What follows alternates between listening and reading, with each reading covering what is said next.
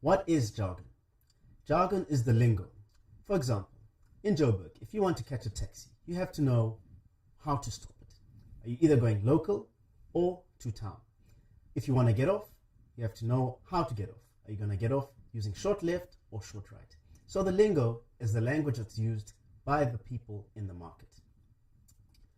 Let's look at some of the words that we need to know. A public company. What is a public company?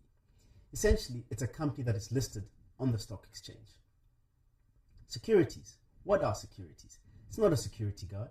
It's actually a description of assets that are bought and sold and traded on the stock exchange. A primary market.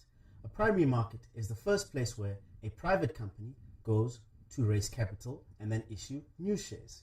And that's why it's called the primary market. The secondary market. Now this is where a lot of you will be trading. These are the shares that have been issued by the private company, which is now a public company, and those shares are now ready and easily to trade on a public platform like the exchange. Liquidity refers to how many shares are available to be bought and sold. A highly liquid share is a share that is easy to trade, and there's lots of buyers and lots of sellers. So as a buyer, you're more comfortable with a share that is highly liquid, because when you want to sell, you'll be able to find sellers, and vice versa. A bull market. Now this is generally a positive market. The markets are positive, participants are positive, there's good news, there's good strong financial results out of the companies, and in a short period of time, the market is trending upwards and shares are moving up, and it's called a bull market. A bear market is the exact opposite.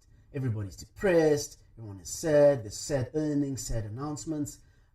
Just generally, over a certain period of time, share prices are declining versus rising. Now this is known as a bear market. Volatility.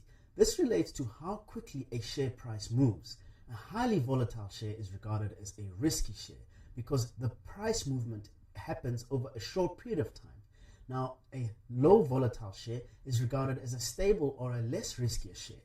So a lot of participants use volatility in line with a risk that they want to take. So if you want to take on a higher risk, you take on a highly volatile share.